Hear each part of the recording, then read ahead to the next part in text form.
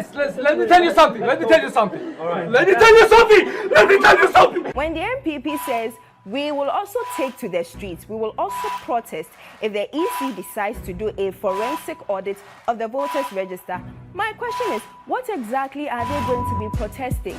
Transparency, credibility? They have some questions to answer, and in a shameful revelation this week, money that could have been used to better the lives of Ghanaians, particularly children, has been used to pay debt. Welcome to This Week in News with me, Etornam Kumashie. Let's do a recap of some of the top stories for the week. The Electoral Commission should stop having illegal intercourse with the new patriotic party. These were some of the sentiments that were expressed on placards as NDC members stormed the Electoral Commission headquarters. They demonstrated and protested across 16 regions in Ghana. Essentially for them, enough is enough. But MPP also says that if the Electoral Commission does in fact yield to their concerns and then do a forensic audit, they would also march and protest. Is it NDC versus the Electoral Commission or Ghana versus EC? Dr. Kwame Asasante, who is the director at the Center for European Studies, has said that if the EC yields to NDC and does the audit, it would ensure smooth electoral process come December 7th. In Ghana, before we tackle a problem, before we arrive at a solution, we have to go through processes, have long bureaucratic, conversations, meetings, etc.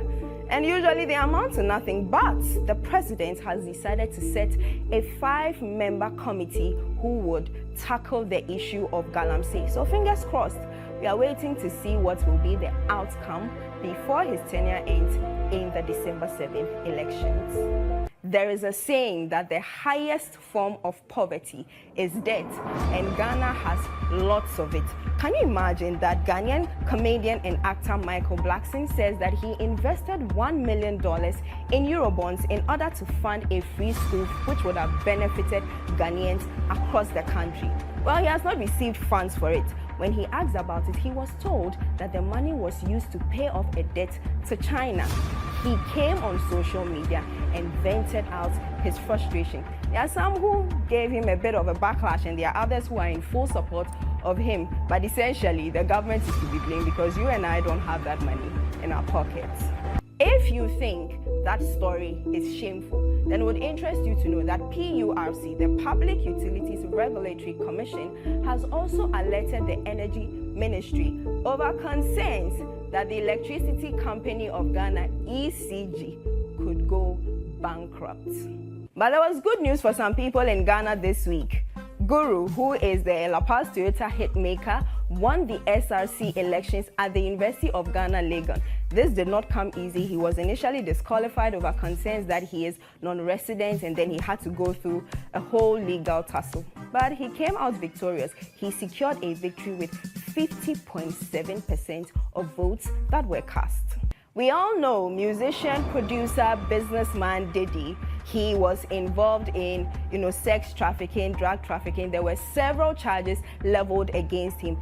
In the latest development, his Miami mansion, which was raided, there were over 700 dildos found there, including bondage gear, lingerie, and cameras that are supposed to pick every angle of sexual activities that his friends essentially come and partake when they come to his house. He was arrested on Monday and denied bail, but he has said that he knows that he is innocent. We don't know how the case will play out in court. We'll just have to wait and see. The EC has approved 13 candidates and has disqualified 11 candidates who submitted their nominations for the presidential elections. There are more on all the stories I have mentioned and others on our various social media platforms, as well as our website, starfm.com.ph. Thank you for joining me for This Week in News. My name is Etornam Kumashie. I'll come your way again next week. Bye.